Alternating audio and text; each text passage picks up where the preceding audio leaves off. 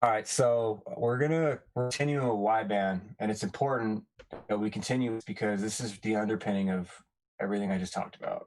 I mean, this is like wideband offers multiple frequencies, multiple powers, multiple types of modulation, and it's easy to use this as a like a platform to understand a lot of what can be done with electromagnetics. And right now we're looking at imaging technologies and we're looking at information extraction technologies before we get into offensive or proactive technologies like thermoacoustic imaging. And the reason I'm going through it in this order, and the reason it's important that as much as you can stay here, and I know it's late and that's fine. I'm going to upload my channel later. It's important to stay with me on this as dry as it may be at times, because this we are bathing this shit. We're bathing in it. And so it's important to understand what it is that can be done, what's going on, and then we have to try to decide what we're going to do with this, whether it's going to be totally regulated, we're going to leave it with the current regulation standards, or where does the responsibility lie with cybersecurity?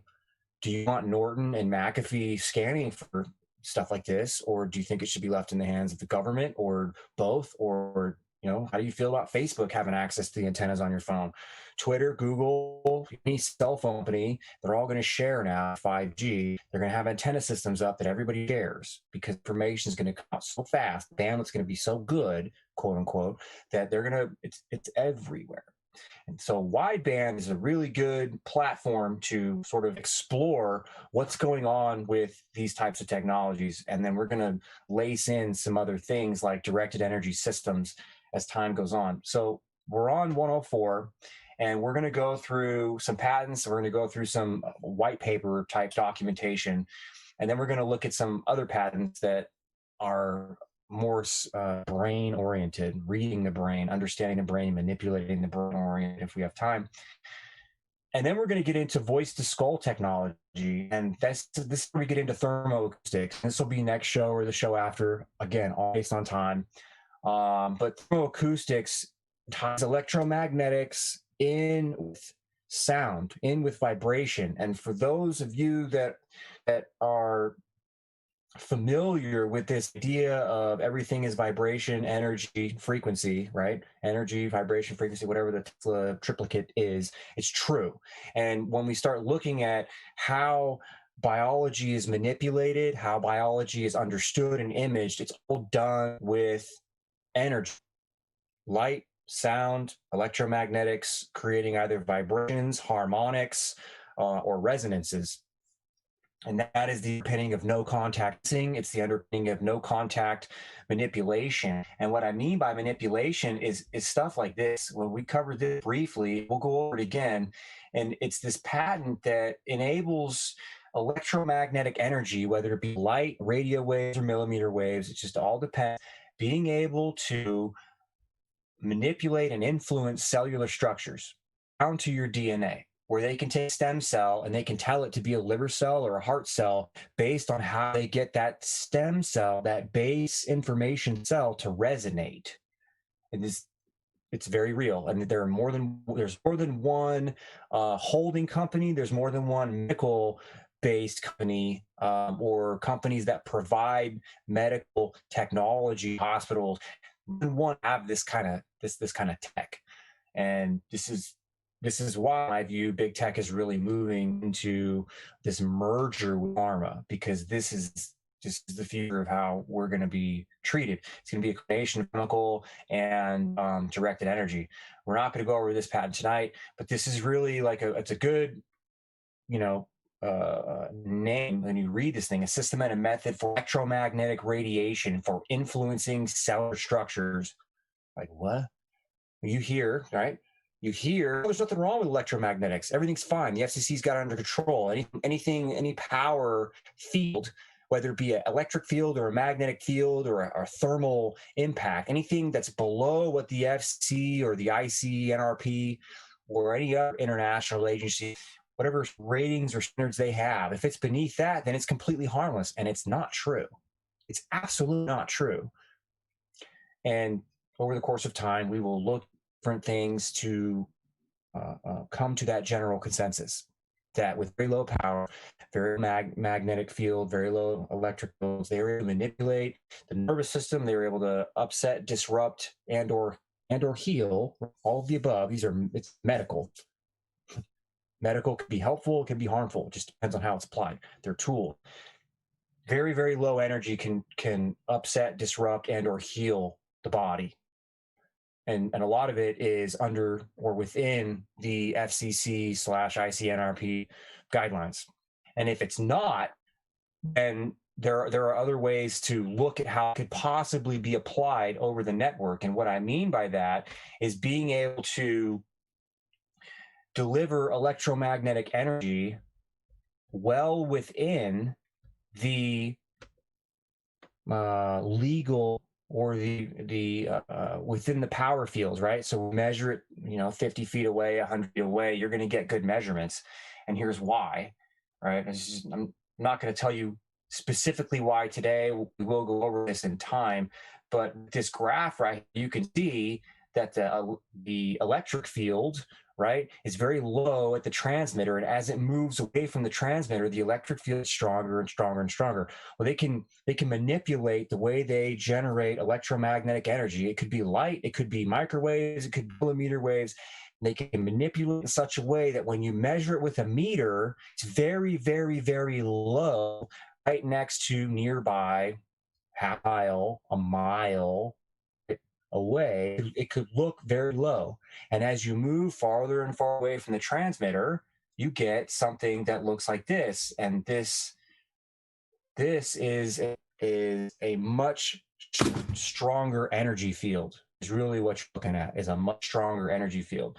And you see by the numbers here, 104 times 10 to the fourth power, and then you got 1.24 times 10 to the fourth power, 1.37 times 10 to the fourth power, and it starts down here at 1 to the 0 power.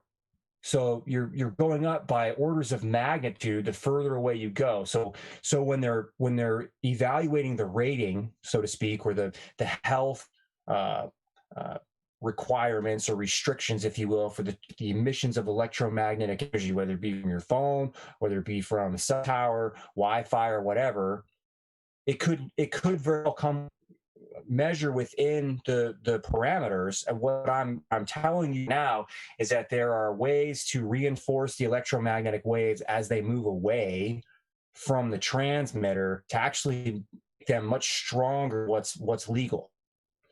And this is why it's directed energy. And you can see here in the patent name, this is a projected energy gun.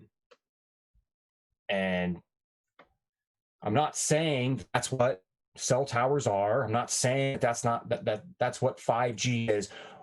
What I'm saying is that there is technology and there are fundamental physical principles, physics principles that can be applied with the existing infrastructure. Whether your phone, your home network, towers, satellites, whatever, the technology exists to put a common computer in control of many different antennas and do something with it. Something like this, a common computer that is in control of many different antennas. Each one of these being a different antenna and a common computer. Common computer could be your phone. Common computer could be a processor or some function or software in the cloud that talks to your router, that talks to your phone, that talks to your alarm system, that talks to your cameras, it talks to your tablet, it talks to anything that has an antenna, and then tells that antenna what to do, where to send their energy, and what that ultimately looks like is something like this. Multiple antennas, whether it be on a single device or many devices, or multiple antennas on something like a pizza box 5G tower, or many antennas on a tower. We all know what those look like, all focusing and directing their energy in a very specific way, do something at a particular location. And so when we look at what's regulated and what's not regulated, it's very easy to go, okay, well, generate these frequencies, and at this shouldn't be higher than this power. And they're looking at it linearly. Well, you have software now and complex cyber infrastructures and smart intelligent radio systems and directional beams, like beamforming, with massive MIMO, multiple input, multiple output. You have multiple data streams on multiple beams that are being steered around like proverbial lasers at a light show, right? Think rave, think Bellagio, think anything that's got like a light show that's shooting beams of light out that do things in the air or at a particular location, right? It's like that. It's with full electromagnetic energy that when focused and modulated in the right way can do some very interesting things. And interesting could be good, interesting could be bad. Completely up to you whether you think that, everybody's out for your best interest or not, or what the larger objectives are, if you even think that there are any other larger objectives to be had. I have my own beliefs. I think we're in a world of shit, but you're inclined to believe whatever you want. What I'm to do is to illustrate for you what these technologies are to the best of my ability so that you can understand and make an informed decision about what you think you should do. With that said, we will look at ultra-wideband because, like I said earlier, this is a beautiful platform to understand what this stuff can do, whether it be imaging or potentially creating thermoacoustic effects in the body that basically create ultrasound pressure waves in the body. And the form factor, right? You can see there's many antennas on something the size of a penny or a quarter. And they come in commercial devices like your Google Soli and your Pixel phone. And we've looked at other companies that are building this stuff. And so here we go. Functional neuroimaging using ultra-wideband impulse radar, a feasibility study, right? So neuroimaging, that's your brain or your nervous system. Microwave imaging is a promising new modality for studying brain function. In the current paper, we assess the feasibility of using a single chip implementation of ultra-wideband impulse radar for developing a portable, low-cost, functional neuroimaging device. Okay. A numerical model is used to predict the level of attenuation that will occur when detecting a volume of blood in the cerebral cortex. So in this case, they're using a phantom liquid is made. They study the radar's performance at different attenuation levels. Although the radar is currently capable of detecting a point reflector in the phantom liquid with sub-millimeter accuracy and high temporal resolution, which means they can track something sub-millimeter in size at a very rapid speed, temporal's time, object detection at the desired level of attenuation remains a challenge. So what they're getting at here is that the attenuation, right, the fall off of the signal, the clarity of the signal is challenged, even though they're able to track something sub-millimeter or sub-millimeter accuracy. They can track something with sub-millimeter accuracy very quickly in the body. It's because the stuff pulses at the nanosecond or the sub-nanosecond range, and they can pulse a large bandwidth of frequencies, many frequencies simultaneously, at the nanosecond or the nanosecond time scale, and get the reflections back and render an image. So we're not going to get into the specifics of all of that, but what I do want to show you here is that they're looking at the attenuation of what electromagnetic energy does, right? In the air, skin, fat, bone, cerebral spinal fluid, and the gray matter, which is part of your brain, the blood and other gray matter, right? The differentiation between blood and gray matter is what they're looking at as it relates, in this case, to neuroimaging. So as we move forward, what we're going to see is that ultra-wideband is also capable of understanding the difference in the electrical properties. That comes into play with the cerebral spinal fluid and the rest of the brain as it activates and deactivates when the neurons energize and depolarize, repolarize. There's positive and negative electrical currents that are going on in your brain and your nervous system.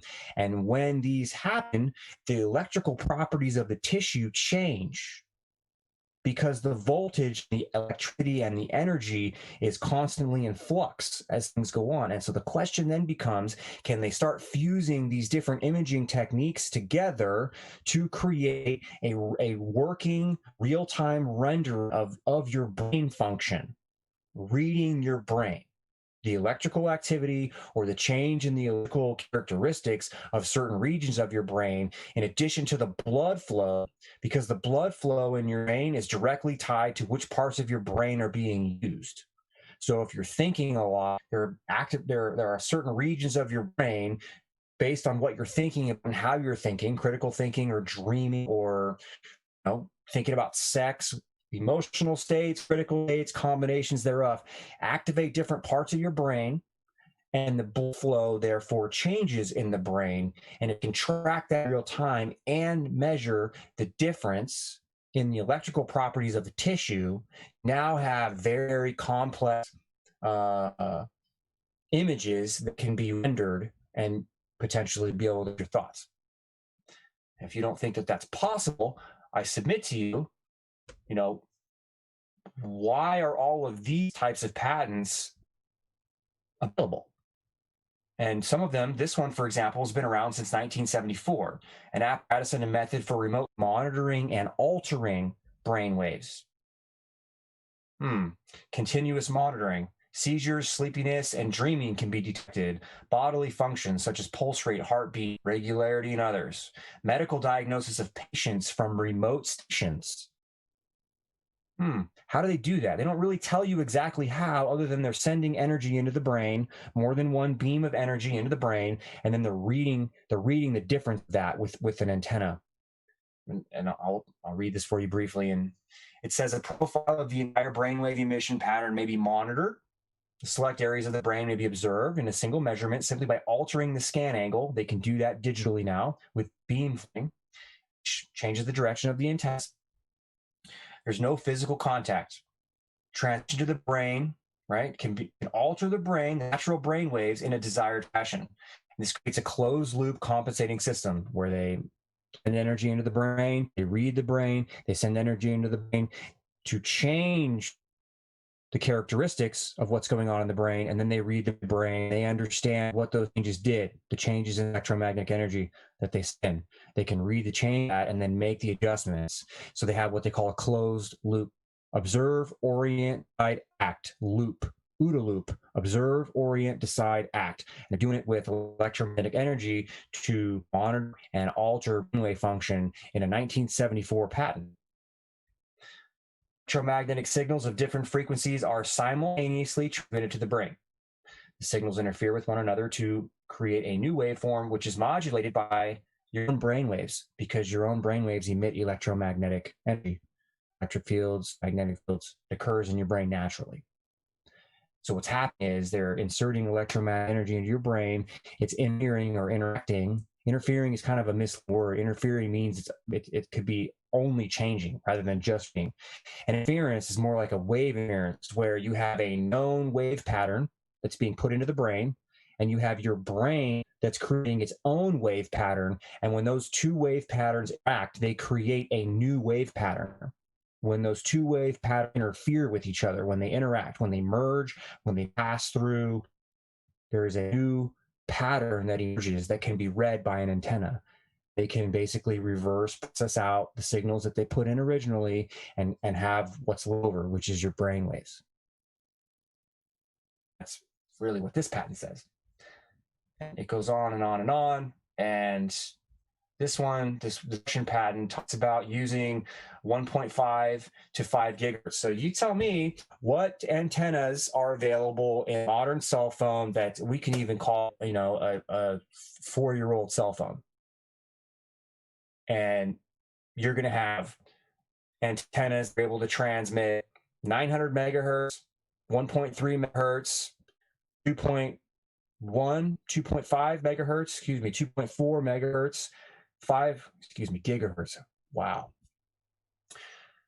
So 900 megahertz, 1.3 gigahertz, 2.4 gigahertz, 5 gigahertz, and the other commercial cell phone bands that are 1 gigahertz. I know 1.3 and 1.9 are common. There are others that are above 1 gigahertz. 900 is what, like your home phone, if you even have one of those still, a home that's wireless, they function in like 900 to 915 megahertz range. And then cell phone companies have megahertz bandwidth available to them down to 700, even 600. But those are low broadband kind of frequencies. This patent from Russia talks about using a narrow frequency bandwidth of 1.5 to 5 gigahertz. So we're talking Bluetooth, Wi-Fi, 2.4 and 5 gigahertz, and we're talking commercial cell phone antenna frequencies, right? That are able to read the real-time hardware for mapping the microwave activity of the brain in a fairly narrow frequency range. Doesn't take much. The application of this invention, both peaceful and military purposes, can be created in the near future. This was patented 2017, and it looks like it was granted in 2019. So yeah, it's the fact that it's been put out in the public space, kind of, you can be your own judge on that. It's probably been around a lot longer than that. Analysis of microwave bioelectric activity of the brain under normal and pathological conditions, meaning a healthy brain or a not healthy brain, for diagnosis, functional and emotional states of the brain, depression, aggression, emotional instability, mental disorders, mental diseases, for examination, military medical examination, regular civilian medical examination, social, clinical, social, and labor. Now, this is from Ruddus. These terms are more specific to whatever it is they define these things as in their society. We can cross-reference those wherever you are in the world to basically military and civilian applications, whether it be for offense, defense, to correct mental disorders, or to establish and understand what somebody's social interactions are, health or not, what their social proclivities are. They would generally tend to respond in specific social situations. So we're talking about being able to study and evaluate, treat, and modulate for civilian and military applications. Neurological and neurosurgical practices, right? So you can evaluate the brain when you're dealing with any type of surgery. Tap into nerves, cut into nerves, nerves are damaged, you shock the body with some type of invasive procedure, you'll be able to read that from the brain. Everything ties back into the brain. So this technology is really good. It's not all bad. It's really good in the sense that there's a lot of really constructive applications that come out of this. Question is, again, how's it being used? Has control of it, et cetera, et cetera.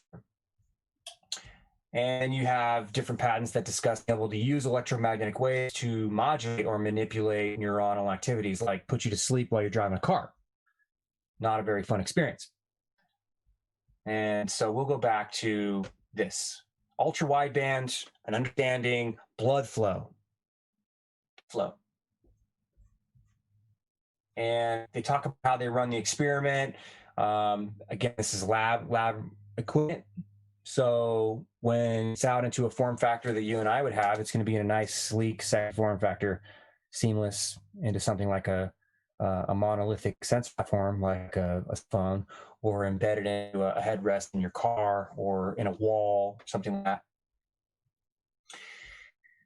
And they talk about using 4 gigahertz here as a middle frequency. Not really super relevant. You don't need to know all the specifics of it, but just understand that what they're able to do with this stuff in a non-military research lab, because there's a wide gap between Army, Navy, Air Force research laboratory.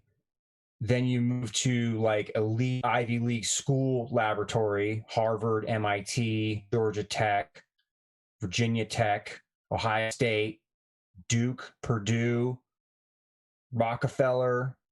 There's one more. Anderson Cooper's family, their name. They also have an institute. It's escaping me right now, but they're way into optogenetics. Anyway, doesn't matter. So what it says here is the current experimental setup did not provide enough gain, listen, to successfully detect an object at the attenuation levels that we predict for imaging cortical activity. We have shown, however, that a single chip, ultra-wideband impulse radar, is capable of detecting a small object in gray matter phantom with high space, right, sub-millimeter resolution and temporal resolution. So real fast, real small object, they can detect it, provided that we improve antenna coupling and develop a radar with a lower operating frequency. Ultra-wideband impulse radar is a promising technique for developing a portable, low-cost, functional neuroimage device with high temporal resolution. And so I said all that to you because I need you to understand that this demonstrates proof of concept, even though it's not saying, yes, we did it, we did it, right? This demonstrates proof of concept. And that's why the visualization of a difference between a military grade research laboratory versus an Ivy League or equivalent, wherever you are in the world, type laboratory to a state school laboratory. And I don't know what the Department of Electrical Engineering, Imperial College London, UK, I don't know what grade that is, right? Or the Department of Informatics, University of Oslo in Norway. I don't know personally. But this demonstrates proof of concept, looking at the difference in the electric activity or the electric properties, dielectric properties of blood versus different tissues in the brain, and then being able to understand a resolution and a difference between that and try to track it in real time. So we'll move on. Intracranial heart rate detection using ultra-wideband radar. Intracranial, right? So they're measuring your heartbeat through your brain. Microwave imaging is a promising technique for non-invasive imaging of the brain.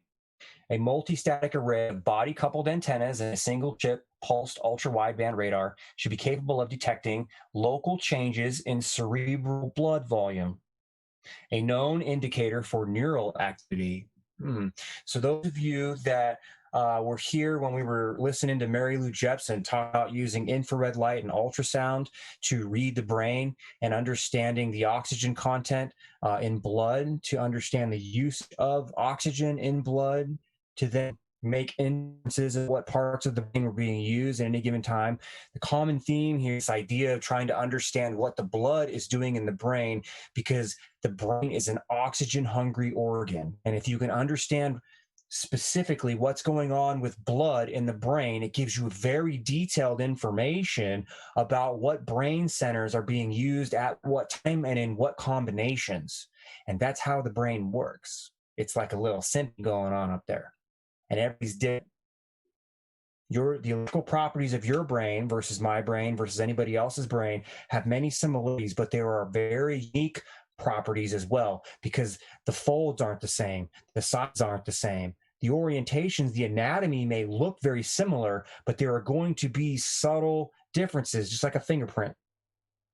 And so that's the unique characteristics that need to be sort of fleshed out individual to individual, and then basically archived so they can be accessed on demand. And this is the real beauty and the value, in my view, of this remote monitoring, directed energy-based system of medicine. Because once the database is there, all you have to do is have a system, a physical architecture available anywhere, and then you just access the database and apply the set of frequencies. You apply the set of power. You apply the set of polarizations. You apply the modulation techniques that are unique to you, a unique biometric database of you and body, your organs, including your brain, to be played or interacted with or imaged like a symphony, available on demand, done over a period of time with commercial grade technology, something like your home Wi-Fi router, your cell phone, your computer, whatever, or multiple Wi-Fi systems if you pull up your Wi-Fi systems now on your phone, how many Wi-Fi access points can you see? Not how many can you access and log into, how many can you actually see? And what that will show you, the different transmitters that are nearby, enough for your device to pick up and register as an available, if you have the code, an available access point. And all of these access points have multiple antennas to generate electromagnetic energy that could that you're interacting with them. And you may not, you're interacting with them. You're like, no, I don't use that router, so I'm not interacting with it. No, that's not true. Those waves are near you. They're around you. They're moving through you. They're bouncing off of you. Whatever you want, however you want to look at it, you are in the Wi-Fi field. Otherwise, your phone would not pick it up while you're looking at it. Your phone would not understand and read and register those particular access points. And it's a very simple example to illustrate for you just how proliferated electromagnetic energy is. So what they're able to do here is they obtain the heart rate from looking at the blood flow in the brain, and they took standard ECG measurements. So you go to the hospital or you go in an ambulance and they put one on your arm and one on your leg and one on your other arm, and they run your ECG through your whole body, and they pick up your heart rate and other basic vital information by looking at the electrical properties that they're able to pick up through patches on your skin. Pretty standard. It's more or less the gold standard for being able to pick that kind of information up. Well, that's what they use as a reference in this paper, and they put little devices on the head that emitted ultra-wideband frequencies into the brain, and they were able to get very, very similar results with ultra-wideband. It's really what this is. And you could say, okay, well, that's great. Well, I don't put anything on my head. Fine. If you want to stop critical thought there, be my guest, because that's really what this paper says that they did. They put something on the head and they matched it up with the standard or the gold standard of ECG. So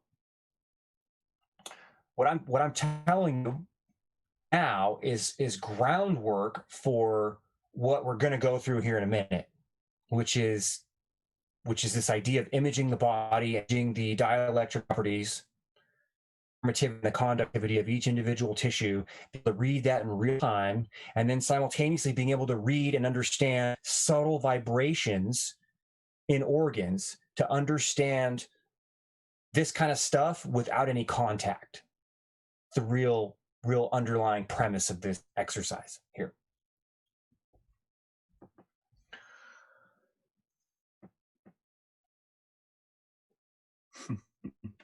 I haven't looked at chat yet, so this is what the pause is.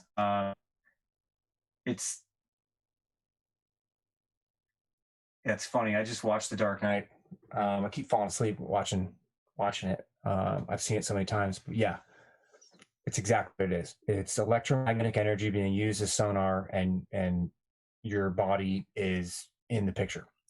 Only it's not just an outline of your body like you see in that movie. It's a full rendering of your organs and everything, up to and including the blood flowing through your veins, and potentially your brain activity, if rendered properly with machine learning and algorithms and signal processing.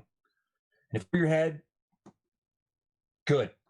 And I'm not saying that to be condescending. It's if your brain is being challenged, good. It's better than watch TV. And I'm not going to lie to you. I spent the first 18 months or 2 years of what it is I'm trying to explain to you over my head, where I would sit for 5 or 6 hours at a time and get done, feel like my brain was melted, and wonder what the hell I just did with my day. But I went back the next day and did the same thing. And I went back the next day and I did the same, and the next, and the next, and the next, and the next. And here I am trying to explain it to you as best I can. And the people that build this stuff and the people that study this stuff, that have masters and PhDs in this stuff, if they don't know this, then it's a problem. And if they do know this, then fuck them, because they should be the one out here telling the public what it is that can be done with this stuff. But they covet and value all this investment of their time, and their fear of losing everything is what's going to drive the country and the world into the fucking pardon my language, pisses me off how weak and spineless these academic fucks are. Anyway, so microwave imaging could potentially be used as a diagnostic tool for cerebrovascular conditions. Blood flow in the cerebral basal arteries, brain veins, right? Brain arteries, is commonly measured using ultrasound. We'll get into that too, ultrasound. Although radar has a lower spatial resolution than ultrasound, the improved tissue penetration in combination with source localization using an array of antennas, that's more than one, could make for a complementary diagnostic technique. So they can use ultrasound, they can use radar to image and diagnose, in this case, your heart rate and blood flow.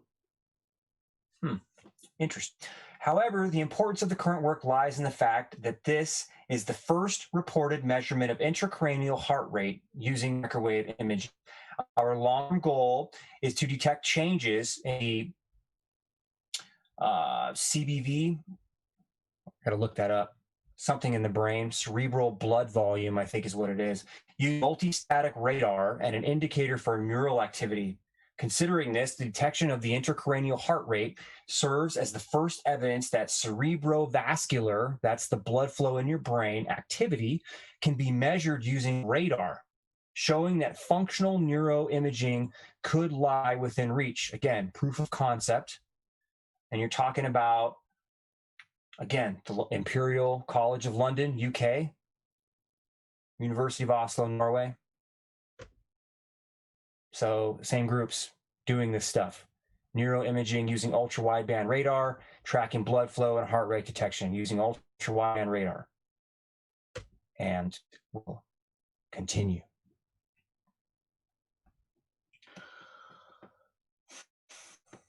Coherent ultra-wideband radar on chip for in-body measurements of cardiovascular dynamics. So, we've got the brain down. Now we're going to look at potentially body itself, right? Coherent ultra-wideband radar on a chip. This technology shows great promise for developing portable and low-cost medical imaging, particularly monitoring the mechanical functioning of the cardiovascular system. The mechanical functioning, due to the ability of the radar system to track sub-millimeter motions inside the body at high speed. Oh, should get interesting. So now they're tracking the mechanical functioning, looking at motion, looking at the gentle vibrations and oscillations that occur, I think is the word I'm looking for, with your cardiovascular system, your heart pumping blood through your body. That's what they're looking at. For imaging applications, ultra-wideband radar systems are required, but there are still significant challenges with in-body sensing using low-power microwave equipment and wideband signals. Recently, it was shown for the first time on a single subject that the arterial pulse wave, can be measured at various locations in the body using coherent ultra-wideband radar on chip technology. So they can measure an artery as blood is pulsing through a pulse wave. That's where they sense at one point in the artery. You can think about the carotid artery in your neck, right? Everybody knows what that is. It's the two giant artery that both arteries feed your brain, basically. There are others that go up there, but those are the main supply, oxygen supply, blood supply to your brain. So they can measure it, let's say, behind your chest wall, and then they can measure it right up by your chin, and they can put that through basic computation, and they can understand arterial blood flow that way. They can track it. Where is it? The arterial pulse wave. That's the term I'm looking for.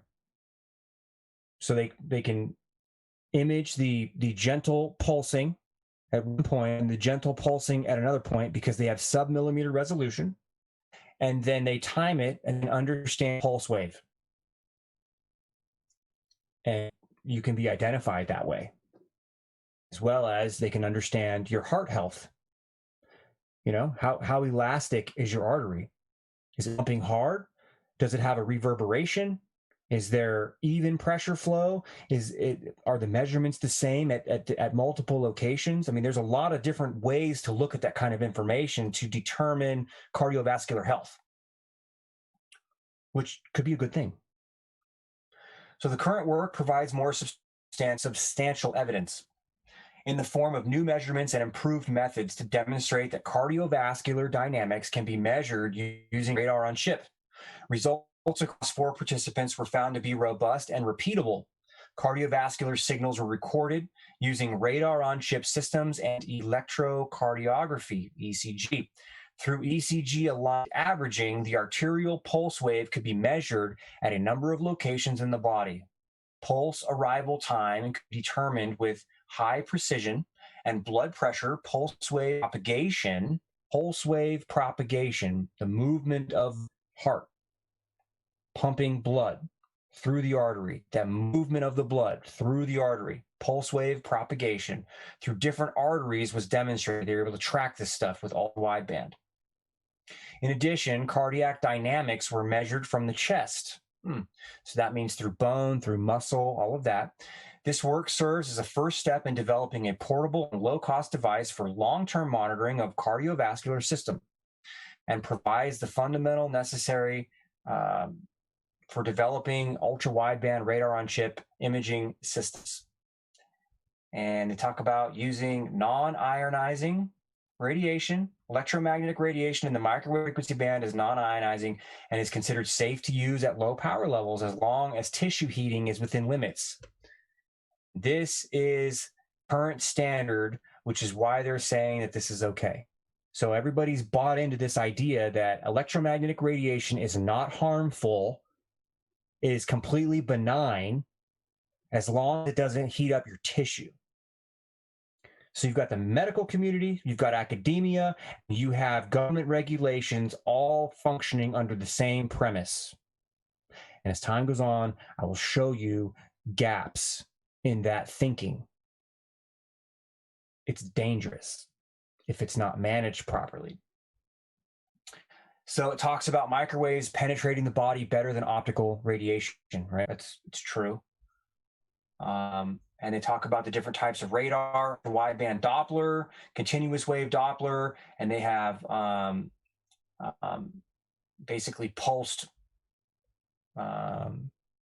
impulse radar, which is pulsed electromagnetic waves, which is the really dangerous stuff, actually. The continuous waves is a little bit different. They talk about measuring the time of flight. This is where they transmit an electromagnetic wave from an antenna, and they look for its reflection. They look for the energy to bounce back. And when it bounces back, it's not the same as when it was transmitted. And they can look at the difference, and they can understand unique information about you or whatever it is that wave bounced off of. And that's really what it is that they're doing here. So in this case, you have, right, sensors transmit and receive, and they're looking at the pulse wave. And you can see the electromagnetic energy is going to bounce off the artery and be picked up by the receiver. Well, keep in mind, we just looked in this paper, and many others say this, that electromagnetic energy passes very well through the body. It also can be reflected and, again, pass very well through the body. Just because you see these electrodes here doesn't mean that this is the only way this can be done. And if you don't believe me, I'll show you Google's patents that discuss their radar technology, being able to do things. This is their sole lead chip, right? Let me just play this real quick. My name is Ivan Pubarev, and I work for Advanced Technology and Projects Group at Google. The hand is the ultimate input device. It's extremely precise, it's extremely fast, and it's very natural for us to use it, right? Capturing the possibilities of human hand was one of my passions. How can we take this incredible capability, finesse of human actions, or finesse of using our hand, but apply it to the virtual world? we use radio frequency spectrum, which is radars, to track human hand. The radars has been used for many different things, to track cars, big objects, satellites and planes. We're using them to track micro motions, twitches of human hands, and then use that to interact with wearables and Internet of Things and other computing devices. Our team is focused on taking radar hardware and turning it into a gesture sensor. Radar is a technology which transmits a radio wave towards a target, and then the receiver of the radar intercepts the reflected energy from that target. The reason why we're able to interpret so much from this one radar signal is because of the full gesture recognition pipeline that we've built. The various stages of this pipeline are designed to extract specific gesture information from this one radar signal that we receive at a high frame rate. From these strange foreign range Doppler signals, we're actually interpreting human intent. Radar has some unique properties when compared to cameras, for example. It has very high positional accuracy, which means that you can sense the tiniest motions. We arrived at this idea of virtual tools because we recognized that there's certain archetypes of controls, like a volume knob or a physical slider, volume slider. Imagine a button between your thumb and your index finger, and the button's not there, but pressing this is a very clear action, and there's a natural physical haptic feedback that occurs as you perform that action. The hand can both embody that virtual tool, and it can also be acting on that virtual tool at the same time. So if we can recognize that action, we have an interesting direction for interacting with technology. So when we started this project, me and my team, we looked at the project idea and we thought, are we going to make it or not? We don't know, but we have to do it. Because unless you do it, you don't know.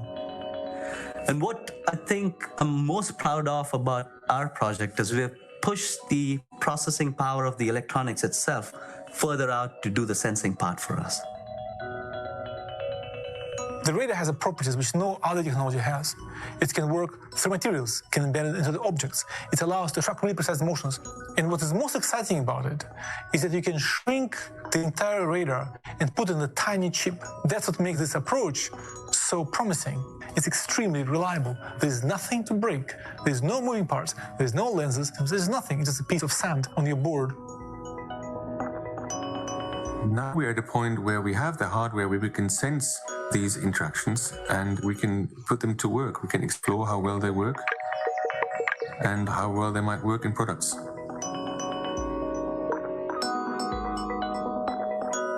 It blows your mind usually when you see things people do. And that's what I'm really looking forward to. I'm really looking forward to releasing this to the development community, and I really want them to be excited and motivated to do something cool with it, right? Yeah, so Google, solely radar chip, radar-based biometric recognition, three-dimensional fields, right? Can create a fan, a cube, or a cylinder, for example, a hemisphere. Surface applied to human tissue, configured to receive reflections from human tissue in the 3D volume, such as skin, bone, or heart muscle. 3D volume, 3D imaging, skin, bone, heart muscle. Signal processor configured to process the reflections of the 3D tissues, right? Organs, bone, skin, muscles, etc., to provide biometric data, biometric information in 3 dimensions, such as the temperature of your arm, multiple points in and around the arm. Through the radar field, techniques may determine skin temperature, heart rate, or an amount of perspiration on, for example, your hand via the water or the salt on the skin. So they can understand salt. Well, it has interesting conductive properties, right? We need salt, and potassium and sodium, right? Sodium, salt. Electrolytes, Brondo, Has electrolytes. It's got what plants crave. It's got what plants crave. Microwave radio element, microwave radar, folks. Google and others.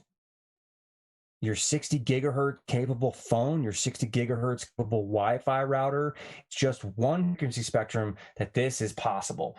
I say that before I read this next piece. Microwave radio element can be configured. It can be configured, which means you can configure it otherwise as well to emit microwave radiation at 57 gigahertz to 63 gigahertz. This is your Y-gig router, folks. In a nutshell, more or less, right? This is many, many, many gigs, 6 gigahertz of bandwidth here to be used for ultra-wideband. You only need 500 megahertz. 500 megahertz plus 500 megahertz is 1 gigahertz. And this range right here is 6 gigahertz, which is 12 units of 500 megahertz. It can also be configured as broadly as 1 gigahertz to 100 gigahertz. So this chip, this radar chip from Google, can be configured and reconfigured into any spectrum to this patent between 1 gigahertz and 300 gigahertz. The range affects the element's ability to receive reflections from human tissue at a particular resolution. For example, just an example, about 2 to 25 millimeters. It has a fast update rate. This is that being able to image in real time with high resolution, which can aid in the resolution of human tissue reflections. Don't just think it's your skin tissue reflections, right? It's your organs, bones, your muscles, your blood. By selecting particular frequencies, radar-based biometric recognition systems can operate to substantially penetrate clothing while not substantially penetrating human tissue. It can be configured to differentiate between human tissue reflections in the radar field caused by clothing and from those human tissue reflections in the radar field caused by human tissue. Interesting, right? What does that mean? That means that it understands the difference between the waves that bounce off the clothing and then off your tissue and then back to the receiver versus just the waves that pass through and bounce off the tissue and pass back through the clothing. And or it means it can measure them both and filter out the clothing altogether. So it can image you naked, in this case, down to 2 millimeters. And in some of the other papers that we've read, it's sub-millimeter resolution. Wonder what the video overlay is after you have your iPhone, for example, or in this case, your Google Pixel phone for a number of days, weeks, months. It's taken a photograph of you in all types of different positions, clothes on, clothes off, or not. Your family or your children, clothes on, clothes off, or not. Right? And that's all stored in a database. And then it's able to, at any point in time, emit a complex radar field to image you and understand the difference between the reflections off of you and your various organs and cancel out the clothing. And you can put two together where they can just deep fake, a good cliche to use. They render a real moving image of you in real time, better stated, a real time image of you. Putting these pieces together with this information that you are providing access to through the use of the device. What does Fourth Amendment privacy mean these days? Hey, I can interact with my phone without touching it. That makes it cool, right? It's all good. It's all good. So, what's in here? The different types of things can be imaged and then processed through a signal processor that can be configured to differentiate between different types of skin, muscle, particular types of muscle, meaning a differentiation between a heart versus skeletal muscle, bone, blood, and cartilage. Biometric conditions also include blood pressure. Well, we've looked at ultra-wideband that look at arterial pressure waves, right? So blood pressure, skin temperature, breathing rate, we looked at that. Ultra-widebanded medicine, looking at heartbeat and breathing rate. Oxygen or carbon dioxide content of the breath. Well, now that's real interesting now, isn't it? How do you think that happens? Makes you wonder just how sensitive this technology is. And this is just to name a few. These and other conditions can be determined based on measuring a user's heart movement, the quantity of blood in the capillaries, or the veins. Example, whether the capillaries are full or not full. Skin perspiration, bone or cartilage orientations, the movement of your ribs for your breathing rate, chemical content, or the temperature of the air expelled from the user. Temperature of the skin or the interior of the body, meaning the temperature of your muscles or your blood, and so forth. And this is also, these are Google patents on humaninternet.org if you want to go exploring. This patent talks about taking the radar and the antennas and fusing it with the other sensors on your phone, your magnetic sensor, your camera, your microphone, your capacitive sensor, your field communications device, on and on and on and on and on. To take multiple readings with all of the available sensors and fuse it, sensor fusion, fuse it together to render a much better picture of what's going on. So the hypothetical scenario I gave you, it's literally described in some variant in this beautiful little gem right here. Radar-enabled sensor fusion. And it goes on and on. Radar-based authentication.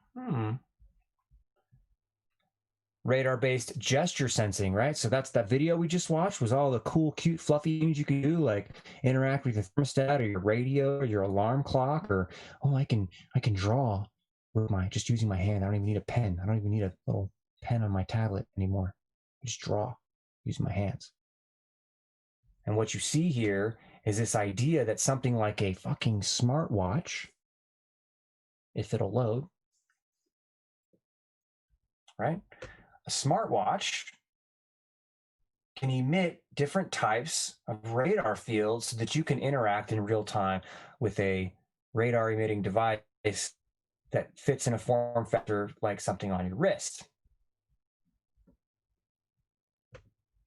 And this is something that's coming off of, see? Communications device, a radar transmission, and a device. This is the world that we are moving into, folks. So without digressing too far on Google exclusively, it's showing you the commercial version that's already out. It's already out. And the medical stuff that associates what types of information can be collected. It's not just what you type in to your phone or what you're saying around your phone or what you point your camera at anymore. It is way beyond that. And we're just talking about surveillance right now, folks. There's more to come. So where were we? We were looking at blood flow.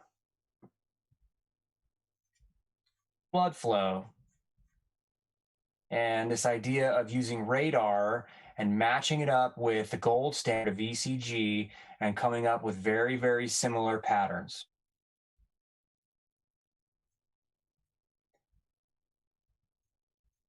And different types of cool little pictures, radar images, the results.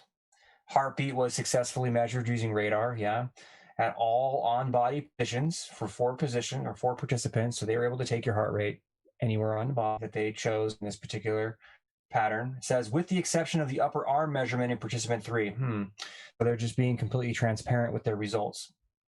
However, in 4 recordings, ECG equipment failed. Interesting. So this is not a military lab, and a lab that has these type of failures still able to clearly demonstrate this is possible.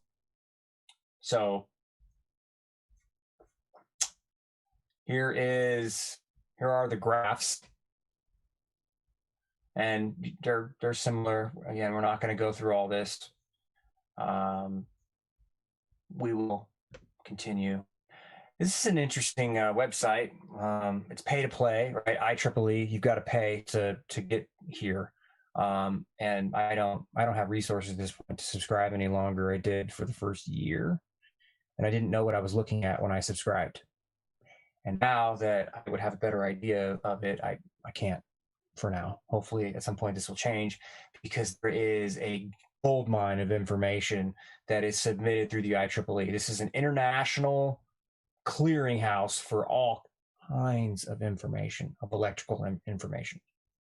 And bioelectronics and nanotech and electromagnetics all clear through the IEEE. So I'm going to read this to you, and you can kind of see where some of this stuff could be going. Wearable microwave imager and brain-machine interface development from somebody at Berkeley, UC Berkeley. Ultra-wideband microwave pulses having widths of 20 to 50 picoseconds. That's faster than nanoseconds. 20 to 50 picoseconds can penetrate the skull and travel into deep brain tissues.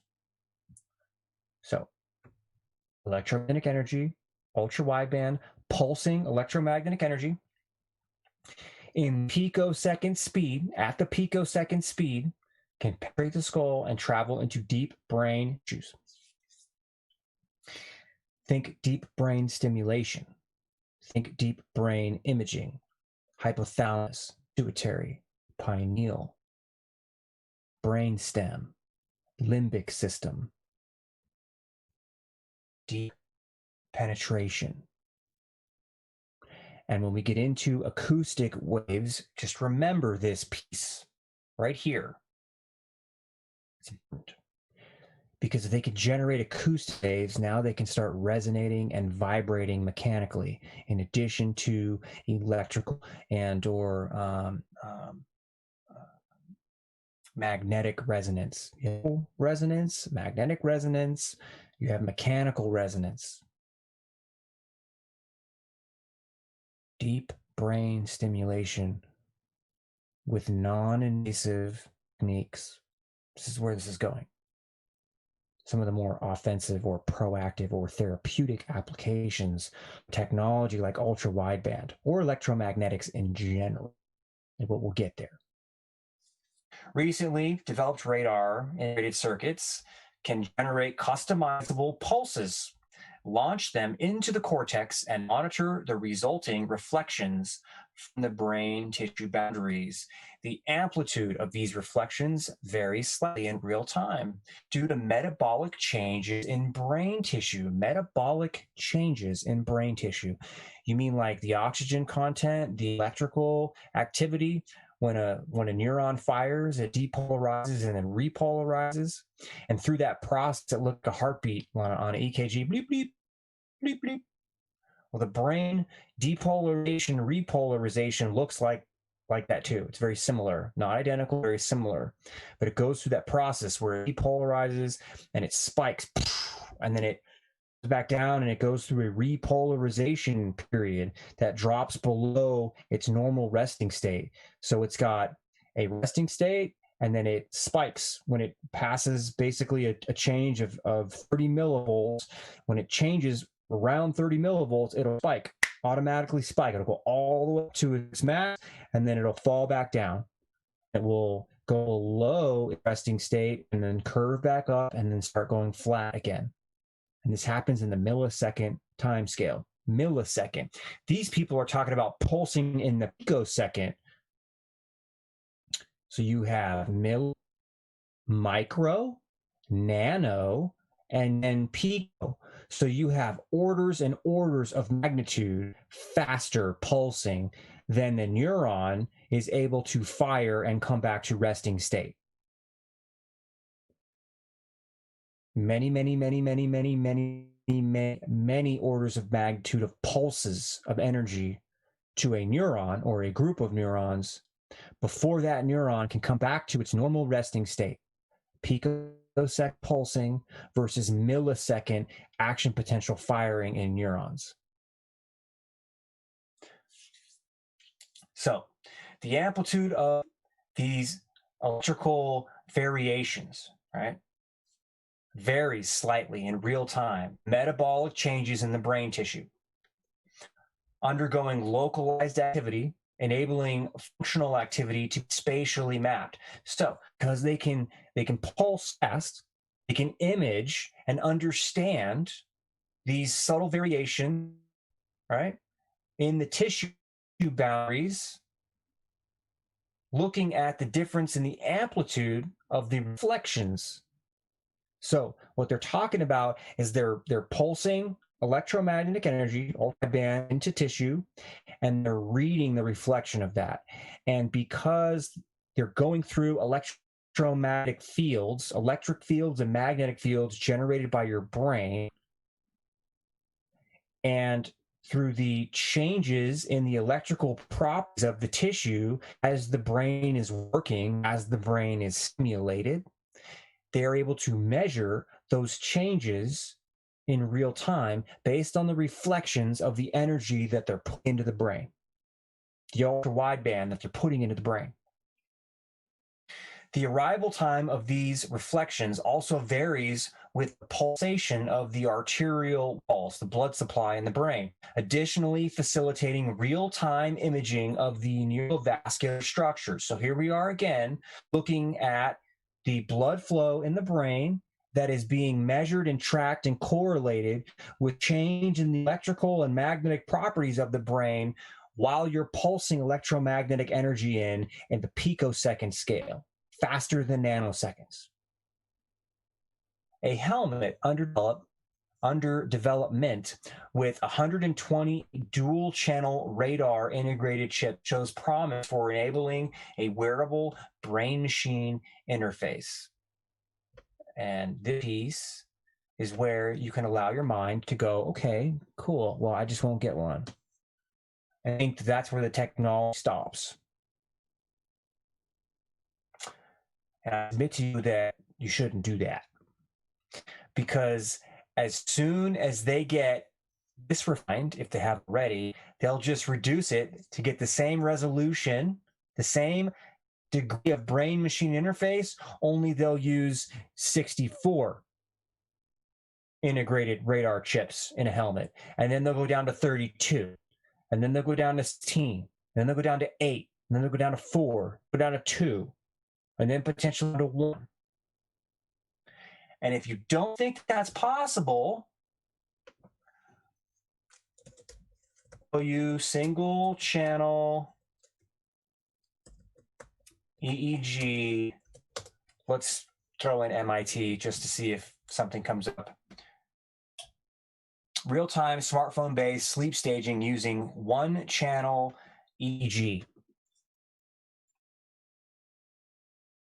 One-channel EEG, MIT Media Lab.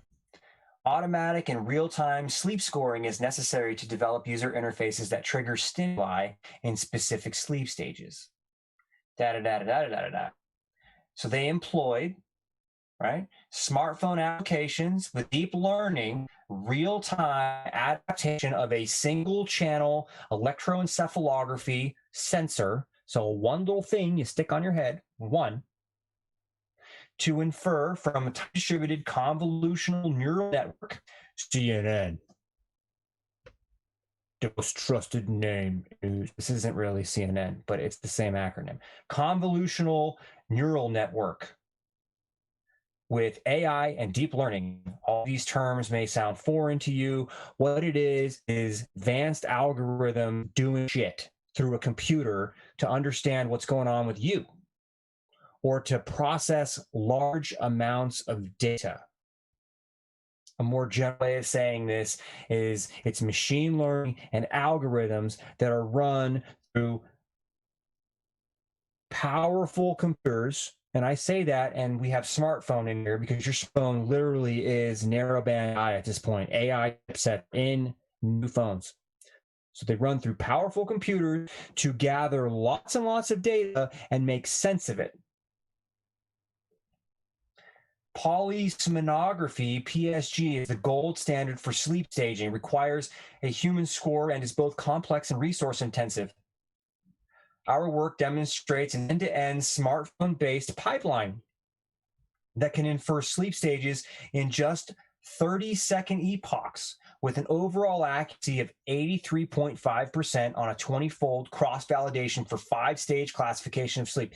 So this is basic, where you think EEG and you're like, oh, you know, you need like 4, 5, 8, 10, 100 sensors. I mean, everybody's seen it on the side channel or every channel where you got like all these little wires coming off of some head with these little suction cups everywhere. It's gotten better. And that's the point of going through all of this, is when we look at something that says we're making a wearable that's going to have 128 dual channel radar chips. So you're like, oh, no big fucking deal. No big deal. Don't worry about that. Well, it's going to get better if it's not already. And then it's going to go to no contact if it's not already. And we've looked at Google Radar at this point, and we've looked at brain interface patents back from the 70s that are already doing it. They're already doing it.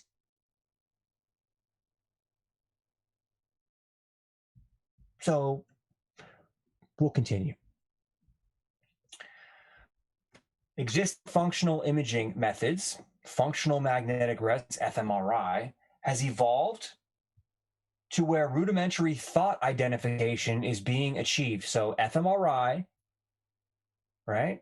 They can read your brain so good in an fMRI. If you're in one long enough, they can read your thoughts. They understand speech, complex sentences, word association, and visual images straight out of the visual cortex in your brain. They have done this. It's done. There are citations here. We've looked at Mary Lou Jepson, for example, speaking about this extensively in her talks as it relates to work being done back in the early 2000s, like 2008 kind of thing, where they put a bunch of college students through fMRI and they showed them a bunch of movies and they interacted with them and read their brains in real time such that they were able to extract emotional content, sentence structures, visual images, thoughts. Functional near-infrared imaging devices are semi-portable and detect activity in shallow cortical gear, but the infrared radiation cannot penetrate into deeper tissue. Electroencephalography, while portable, has limited spatial resolution. Magnetoencephalography, right, using magnetic fields instead of electric fields to measure the brain, has slightly better spatial resolution, and a promising semi-portable version has recently been demonstrated, although it must be used in a non-portable enclosure, providing a cancellation of the Earth's magnetic field. Hence, the need remains for imaging technology with improved ability, spatial and temporal resolution, that's space, the amount of matter, brain matter, that is looked at and understood versus other brain matter. And we've looked, and it's sub-millimeter resolution with all wideband, and time, temporal resolution, rapid time. At the picosecond speed, you've got that because you're sending out pulses in the picosecond. Not the nanosecond, not the microsecond, not the millisecond, the picosecond. And you have the imaging depth because you can select the right frequency that penetrates deep into the brain tissue. The evolution of microwave functional imaging. While microwave energy has been used for over a decade for structural imaging, did you know that? that this stuff has been used for over 10 years for structural imaging. It's used for extracting functional neural information. Oh, you like my thoughts? Okay. Was first shown in 2014, almost 7 years ago now, when Lee, and there's a citation, transmitted a signal through the head of a rodent and measured changes in phase and attenuation. Well, let me get this straight. They're saying that in 2014, this was the first, huh? Well, this right here was back in 1974, an apparatus and a method for remotely monitoring and altering waves in 1974. And then there was another one here that talks about using an implant, but has one sleek little sentence in there that says it might not necessarily be needed, the implant. Back in 2000, 1998, publicized in 2000. Communicating brain waves. But anyway, we'll just go with this, So 2014 transmitted a signal through the head, and they measured the changes of that signal that was transmitted in order to understand that something was going on in the brain of a mouse, because, humans didn't know about this 30 or 40 fucking years beforehand. Anyway, microwave measurement of brain activity in a human was demonstrated in 2015. Oh, microwave measure brain activity in a human was demonstrated in 2015. Microreflectivity changes over a portion of the left primary motor center, so your motor cortex, were seen in response with subject pressing a button with his right finger, because the left side of your brain controls the right side of your body, and the right side of your brain controls the left side of your body. So somebody pushed a button and they measured the activity in the motor center on the opposite side of the head. They were able to do this with microwaves. Experiment used a single antenna and a 0.3 volt pulse, so the signal-to-noise ratio is poor. Oh, because we're not that far along with this, are we? Yeah. However, these results were sufficiently encouraging to spur the current development of the improved integrated circuits and helmet architecture described herein. Wow. They just take you on this little ride in this article to put you in this paradigm, setting the stage to establish from something or someone, some organization like Berkeley, telling you that they're just now are we on the edge of possibly, maybe, if we build this thing, being able to do this. Just now. And I call BS. Personally, I call BS. Here's the antenna, pulse generator, little render of a scalp and a brain image, and So, basic microwave brain imager. The architecture. Microwave imaging system generally consists of an array of transmit and receive assemblies that emit either frequency-swept sine waves or ultra-wideband pulse trains. Typical system, such as one under development by Ruxa Inc., consists of a hat with an array of 128 to 256 single integrated chip radars that fit over the scalp. Each radar transmitting 20 to 1 million pulses per second via a 1 by 1 centimeter antenna. While its neighboring units receive resulting echoes as they deflect off the dielectric boundaries. Each echo, whose arrival time is roughly proportional to the total length of blah, blah, blah, blah, blah. We're not going to read all that. So this is neural activity. And arterial pulsation.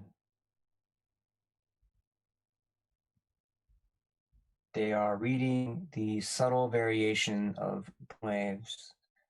Arrival times of echoes from the tissue boundaries are proportional to boundary depth. Each echo amplitude changes in the chart, top to bottom, indicates changes due to functional activity, right, the functioning of your brain, and blood vessel and tissue motion. So they're measuring motion of the tissues. Interesting. More to follow on that. They talk about improving signal to noise. This is where you get the signal to noise ratio improved and you get the scattering understood, and you can start reducing the number of antennas needed to the same resolution imaging. And as the software gets better, as the deep learning gets better, as the convolutional neural networks get better, AI, to put that in, general terms, as the AI gets better, you can use less and less antennas. Now I ask you, who has better AI? Google, Apple, Facebook, Twitter, Microsoft, Amazon, the Navy, the Air Force, the Army, the CIA, the NSA, or Berkeley, or Stanford, or MIT, or Harvard, Georgia Tech, Virginia Tech, Purdue, Notre Dame? You tell me. They're all pretty good. Where do all of these entities store their information? Where do all these entities access their databases? Where do all these entities get their internet connections from? Who do you think might have access to all of it? All of it. The Army? The Navy? The Air Force? The Pentagon? The NSA? The CIA? China?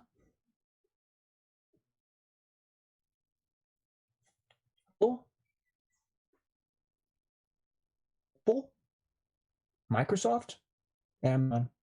And on, and on, and on, and on.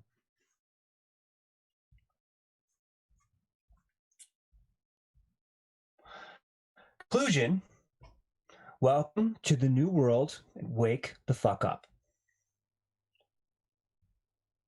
So let's close some of these tabs and see what's next.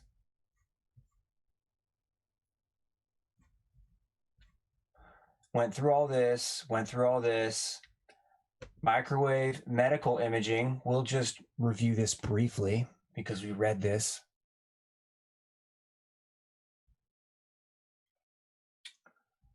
And if you remember microwave imaging, this familiar diagram will be, oh no, this is a different article. This is not the one I thought it was. Let's go through microwave imaging real quick. This paper, 2016, reviews microwave imaging techniques used in the screening and diagnosis of cancer cells with special reference to breast cancer. There are different ways to do this: hybrid microwave induced acoustic imaging techniques, ultra-wideband radar-based imaging, and microwave tomography, different imaging techniques with radiation. Out of these three modalities, the ultra-wideband microwave imaging technique is a particularly popular emerging new field of research. Well, that was in 2016, and now it's in your cell phone. Currently, mammography is the most prevalent screening method in most medical institutions. However, it has disadvantages. It uses ionizing energy, highly uncomfortable because it involves compression of the breast, while offering low-resolution images. Ultra-wideband, on the other hand, utilizes non-ionizing radiation and eliminates discomfort of breast compression. However, the sensitivity and the possibility of differentiating between benign and malignant tumors is still highly debatable in this field of research. This paper reviews past and current and future potential use of microwave imaging methods. This was back in 2016. The fundamental principles in physics dominating this new field of research and the mathematical analysis that go along with interpreting the results obtained through microwave imaging. Research in microwave medical imaging is still being carried out to this day, and it's still debatable whether this technique will take over current imaging modalities. We are not going to read this whole document. I encourage you to do so because they make comparing and contrasting remarks about all kinds of different stuff.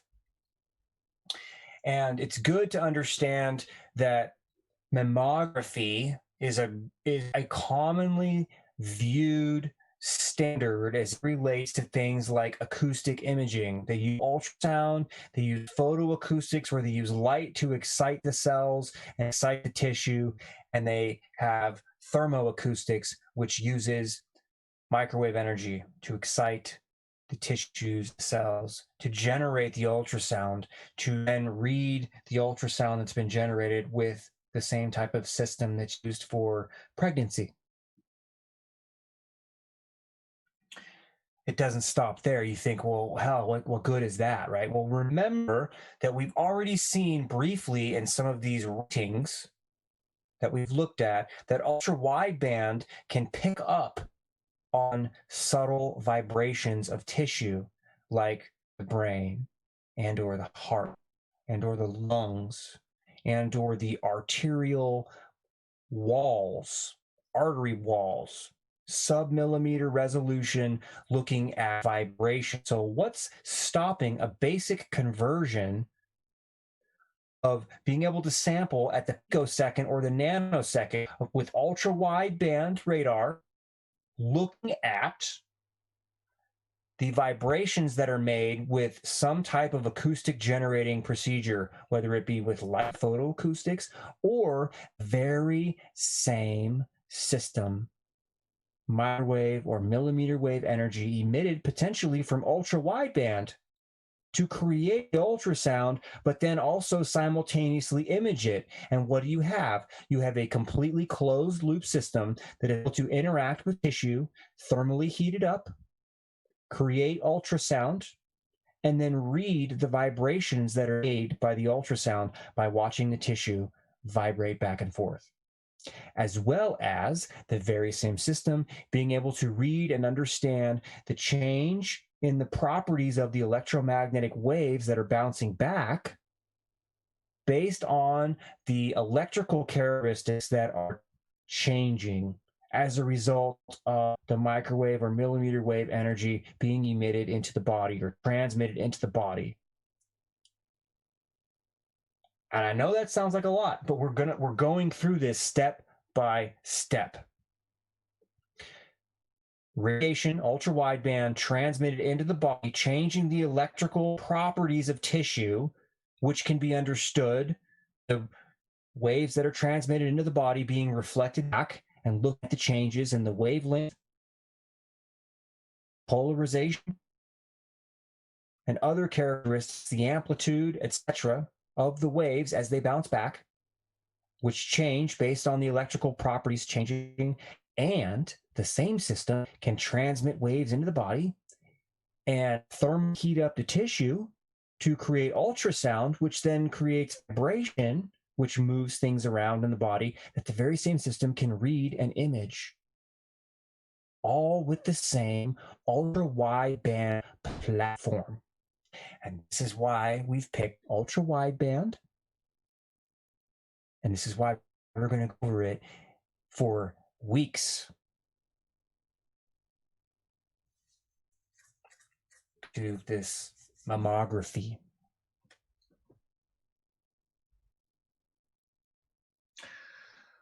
Ultrasound imaging, diagnostic imaging technique, we went over this. Magnetic resonance imaging, diagnostic imaging technique provides a good map of tissue distributions in the breast from different orientations.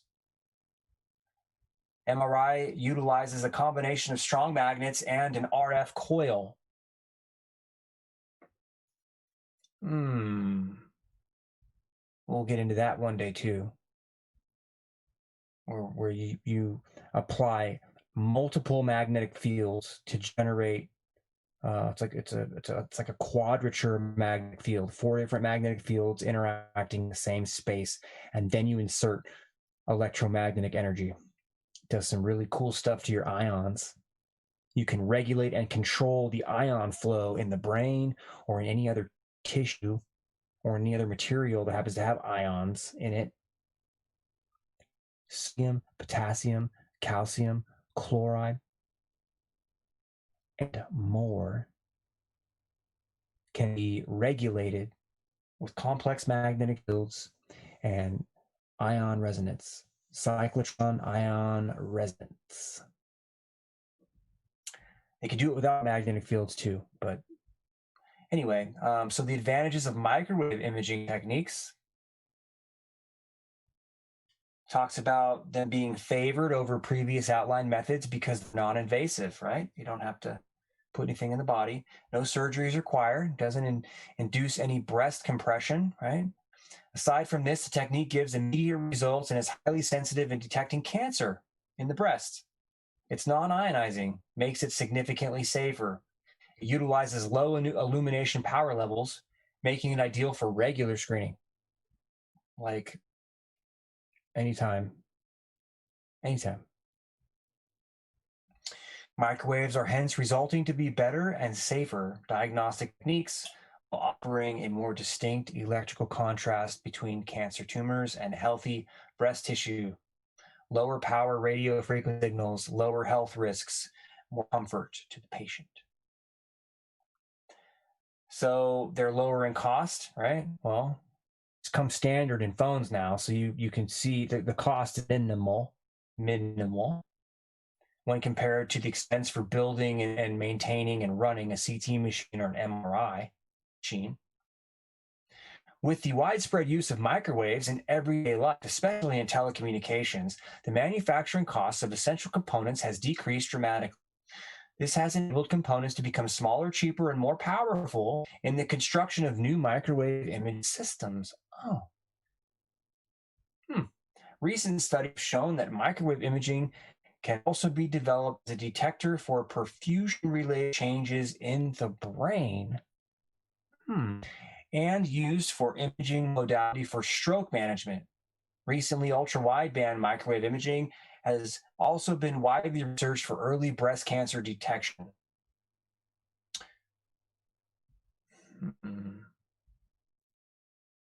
Says that X-rays still offer high resolution.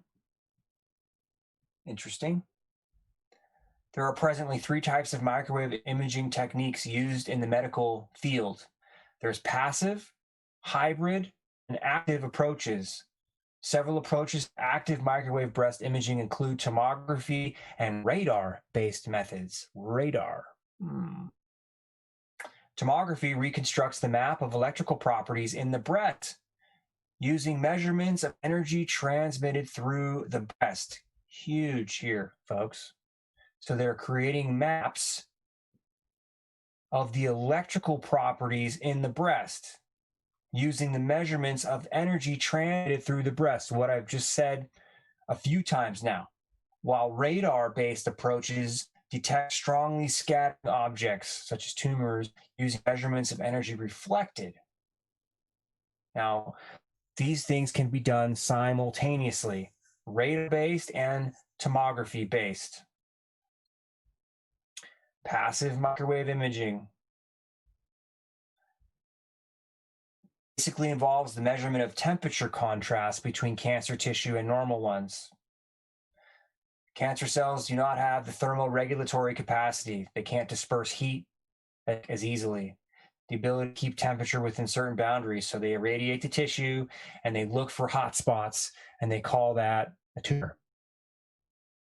Hybrid microwave-induced acoustic imaging. We will go over this in detail very, very soon. During the 1980s, hybrid microwave-induced acoustic imaging techniques were introduced. This method works on a similar principle as that of passive microwave imaging.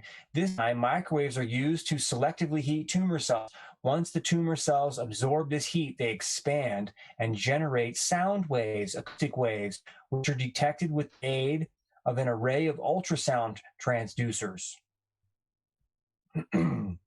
Hybrid microwave imaging works on the property that malignant tissues have higher conductivity properties than healthy cells, absorb more microwave energy. This results in the generation of stronger acoustic pressure waves, which mean that the healthy tissue is also generating pressure waves when it's radiated, but the stronger pressure waves are generated with tumor. So they're looking at a variation in the sound waves or the pressure waves or the acoustic waves, all the same, that are generated when they irradiate tissue and heat up, and they pulse energy and turn it off. They pulse on, off, on, off, on, off, on, off, very, very quickly. And it heats up the tissue, and then the tissue cools down. It heats tissue, and the tissue cools down. Expand, contract of solid material tissue. The expansion and the contraction generates a push and a release, and a push and a release, and a push and a release that generates acoustic waves or sound waves in the body. Can be done in any tissue, including the brain. Voice to skull might come to mind. We'll get there. There are Air Force patents that discuss this very thing.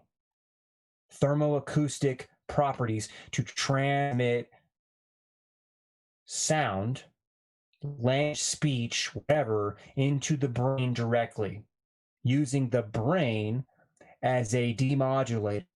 So there's no phone necessary. There's no stereo or speaker necessary. It's microwave energy applied to tissue to generate expansion and contraction that the brain interprets as audible speech. And we will get into that patent very, very soon. So medical application, looking for cancer in tissue, in this case, mammograms, with thermoacoustic imaging. Invented during the early 1980s, thermoacoustic imaging is based on the idea that hybrid microwave imaging techniques, right, of hybrid microwave imaging techniques. Figure 4 shows the first 3D thermoacoustic image of breast cancer, while Figure 5 shows the world's first 3D thermoacoustic breast scanner. Image 4. Image 5. Why aren't you showing me a good picture of that? Anyway.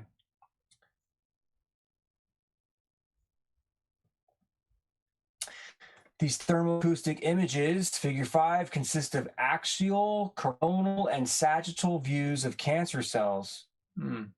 Thermoacoustic imaging techniques fall under hybrid imaging techniques, whereby exposing biologic tissues to microwave pulses results in the generation of acoustic waves. Using an array of transducers, this acoustic wave is then detected and used to generate a tomogram of the target tissue. Research shown that thermoacoustic techniques can be enhanced with the use of nanosecond microwave pulses. It's commercial grade technology now, folks.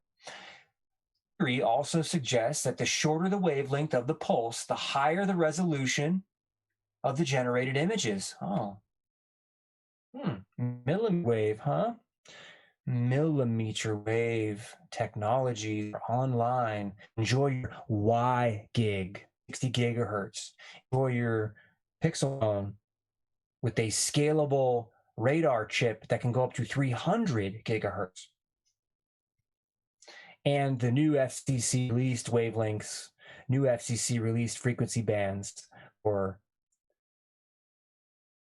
I-band 5G. 24 gigahertz, 74, 72 gigahertz, 48 gigahertz, and on and on and on. Satellite frequencies that are in millimeter wave, I think 72, don't quote me on that one. I think 48 though. Verizon's in the 20s. I think Verizon has 28, somewhere in there, 24.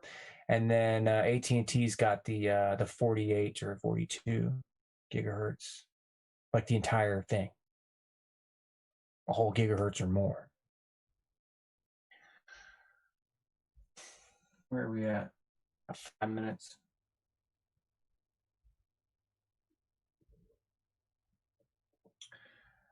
Yeah, we'll look at voice to skull. It does a lot of things. I'll show you a video. There's a good video that explains how it works. There's a couple different ways it works. So active microwave imaging. Active techniques involve methods that rely on significant electrical properties and contrast between malignant and normal breast tissues at microwave frequencies. They're basically two imaging techniques. These are microwave tomography and radar-based micro techniques. Both utilize low-power microwave signals that are used to illuminate the breast, and backscattered signals studied in order to interpret dielectric properties of the breast. Tomographic imaging techniques. It's important to remember because this is huge when we start looking at some of the patents that we're about to get into with ultra-wideband on the next show. Microwave tomography work on the principles of collecting multiple signals from sensors or antennas at different positions, but equal distances from the surface of the breast. We have 4 minutes. So we got down to the patents, and we'll get into the patents. Ultra-wideband impedance sensors, right? So this measures the electrical properties of the tissue. Ultra-wideband, Lawrence Livermore patent, I believe. This is a method and a system for monitoring intrabody tissues using electromagnetic energy. We'll look at that. Platform detection for tissue content or structural changes. Closed loop system. Reading your body with electromagnetic waves over an extended period of time. Let's say, for example, while you're sleeping in bed at night. Body monitoring and imaging apparatus. This looks at resonance movement. So as they can create resonance in the body, this electromagnetic imaging patent talks about being able to read and understand resonance movement of organs and other things. Dielectric properties, biologic properties of tissues. Now we just looked at this description here of active microwave imaging, where they talk about tomography and radar-based imaging techniques, where they look at the backscattered signals in order to understand dielectric properties of the breast. Dielectric properties of the breast. We'll look at the dielectric properties of tissues, right? And just know, we've seen this before, that the FCC provides a list of all of the common frequency types. Let's just do 2400. This is your Wi-Fi. Dielectric properties. Compilation of the dielectric properties of body tissue at radio frequency and microwave frequencies. Based on the Air Force report, 1996, 2.4 gigahertz, otherwise known as 2400 megahertz. Talking about permittivity, right? Talking about conductivity, permittivity. And they're all here. Gray matter, breast, bone, cartilage, cerebellum, colon, eyes, muscles, skin, tongue, thyroid. And this is where we're going, folks. This is where we're going. So I encourage you to watch this again once it's uploaded, and we will move through these patents on the next show. With that, I leave you. Good night.